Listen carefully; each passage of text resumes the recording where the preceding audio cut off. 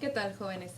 El día de hoy vamos a analizar la relación que existe entre corriente, voltaje y resistencia, y para ello ocuparemos de definir lo que es carga eléctrica. Todos estos conceptos son fundamentales para la electrónica, ya que la relación entre estos cuatro términos definirán una ley importante que rige el análisis de la electrónica. Y comenzamos precisamente por la definición del átomo.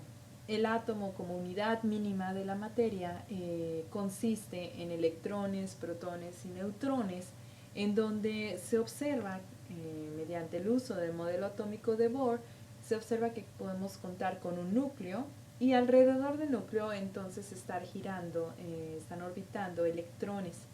Cabe de mencionar que cada uno de estas partículas constan de una carga eléctrica, cual es importante definir. Entonces, ¿qué será la carga eléctrica?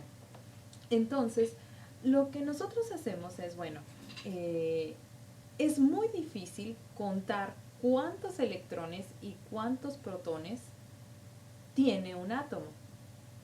Entonces, viéndolo en la realidad, por ejemplo, en algún objeto que ya es un sólido, que su estructura está compuesta por millones de átomos organizados en un arreglo multidimensional, sería muy difícil saber si el objeto que ustedes tienen está cargado positivamente o negativamente. Es decir, cuando nosotros hablamos de carga eléctrica, nos vamos a referir entonces a cuántos electrones de sobra tenemos, ¿sí? Entonces ahí es cuando decimos, pues realmente está cargado negativamente o positivamente. Entonces, para definir la carga eléctrica utilizamos una unidad de medida llamada Coulomb, en honor a Charles Augustin de Coulomb, quien resultó que en este tiempo él pudo identificó cómo se relacionan las cargas eléctricas, tanto electrones como protones. Entonces él vio que existe una fuerza de interacción, ya sea de repulsión o de atracción entre electrones y protones. Entonces de ahí dedujo una ley que es llamada la ley de Coulomb.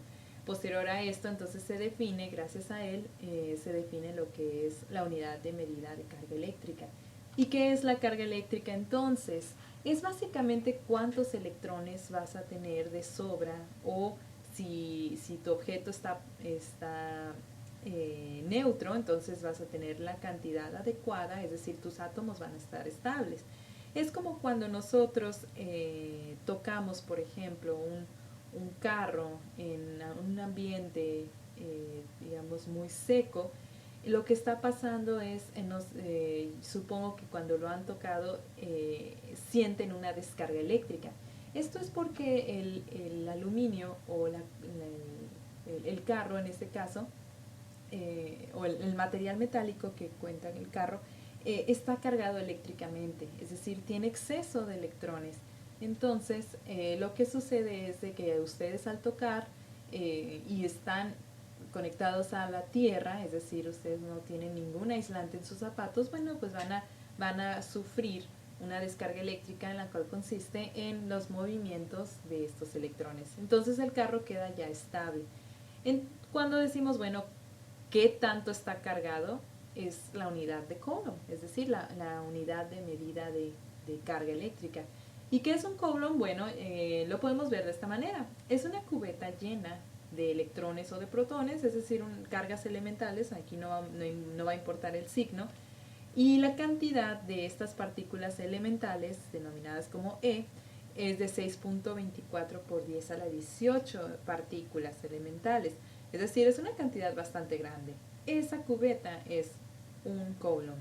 Entonces, cuando dicen, bueno, un carro está cargado a menos 20 microcoulombs, significaría que tiene electrones de sobra, pero no tantos como para llenar esa cubeta, porque micro es una unidad menor, ¿sí? que una cubeta completa como lo que es el Coulomb.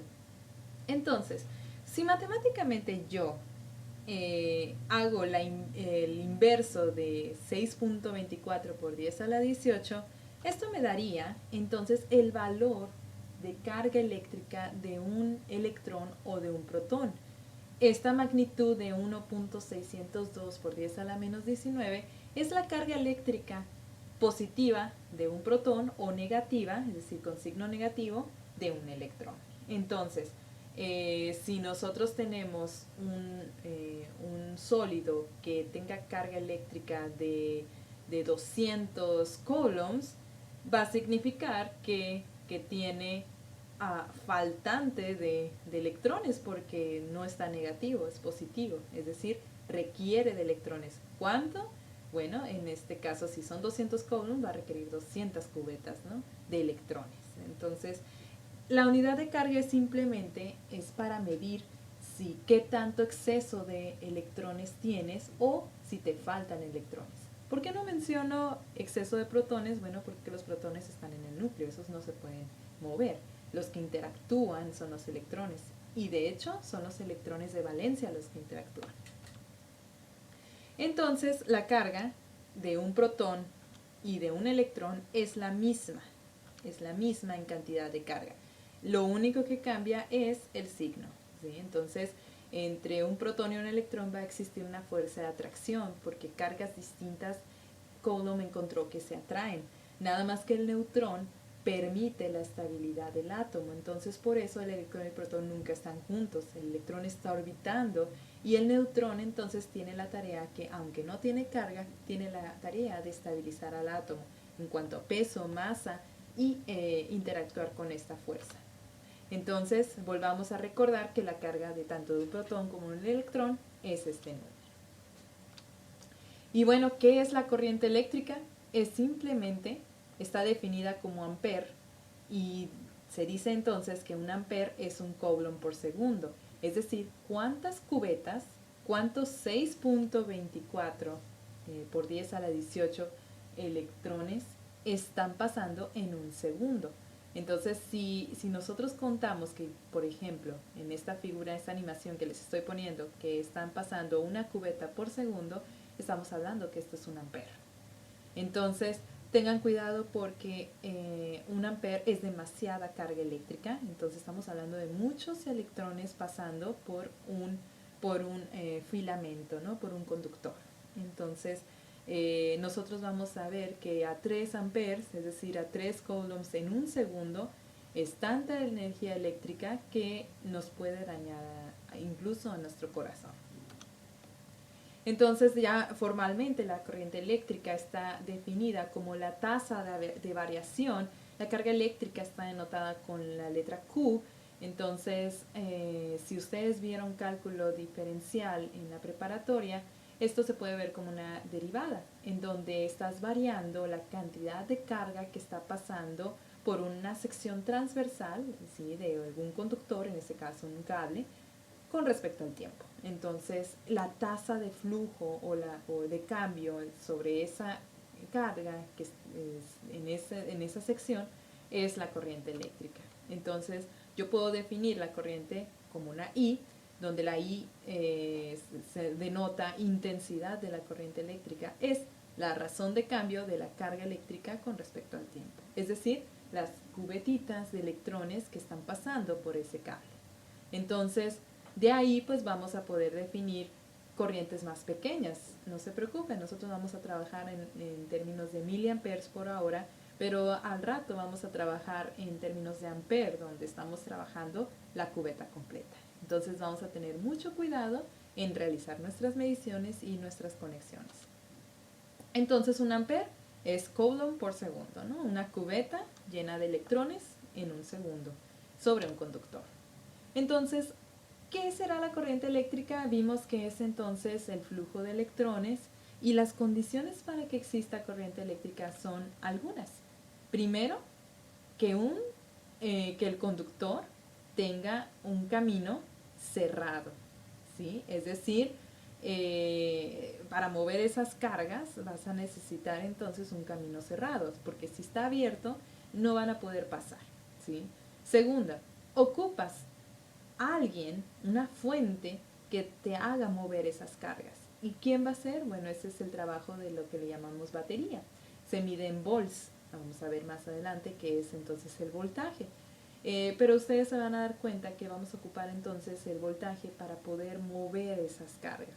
Y eventualmente, al paso de la corriente eléctrica, vas a poder entonces prender o apagar algún dispositivo electrónico. Entonces, en el ejemplo que les pongo, si el circuito está cerrado y tienes una fuente de poder, es decir, una batería en este caso, y en el caso particular tienes aquí un pequeño foco, bueno, pues vas a lograr prender el foco, ¿no? La corriente eléctrica va a fluir, como son electrones, realmente, como tienen carga negativa, fluyen de la terminal negativa de la batería hacia la terminal positiva. Sin embargo, nosotros como electrónicos usamos la corriente, el flujo convencional de la corriente, en el cual es de positivo a negativo. El voltaje entonces está definido como el trabajo o la energía entonces necesaria para mover la carga eléctrica de un punto a otro, ¿sí? Entonces, definida por Alessandro Volta. De hecho, él fue quien diseñó la primera batería como tal, ¿no? Y el volt entonces, con esta definición, es precisamente joules por coulomb, es decir, la energía para mover una cubeta. Entonces, cuando trabajamos entonces ya voltaje, corriente, pues podemos definir la resistencia. La resistencia, bueno, es un efecto de oposición al paso de la carga eléctrica. Si ya tienes con qué mover y ya tienes las cargas, entonces, bueno, hay un efecto que le conocemos como resistencia, y esta imagen es un dispositivo a base de carbono generalmente o cerámica, dependiendo la cantidad de electrones que vayan a pasar. Se le conoce como resistor. Y su efecto de resistencia es oponerse al paso de la corriente eléctrica. Y su símbolo, pues hay dos. Está la norma europea y la norma americana. La americana es la primera, que se observa como resorte, y la europea es la que se observa como rectángulo. Su unidad de medida es el ohm, ¿sí? Y bueno, que estos tres conceptos, entonces si yo los uno, puedo dibujarlo de esta manera, en donde el volt, ¿sí? Que es la unidad de voltaje, es el trabajo, la energía para mover entonces las cargas eléctricas. Si el circuito está cerrado y tienes voltaje, entonces va a fluir la corriente y van a ser entonces los amperes. Pero pues el circuito, todo material presenta cierta resistencia eléctrica. Incluso el cable, aunque sea conductor, va a tener algo de resistencia. Entonces, la relación de estos tres términos dicta lo que es la ley de Ohm. Y la ley de Ohm es lo que vamos a practicar en el laboratorio dado por George Simon Ohm, en donde se dice que la intensidad de corriente eléctrica, es decir, la cantidad de electrones que pueden pasar en un conductor, es directamente proporcional al voltaje. Es decir, si tú tienes mucha energía para mover las cargas, eventualmente vas a poder mover esas cargas. Entonces van a poder pasar. Entonces, sin embargo, es inversamente proporcional a la resistencia. Entonces, si tú tienes mucha resistencia, la corriente eléctrica es menor. Es decir, los electrones van a batallar en poder pasar sobre el conductor.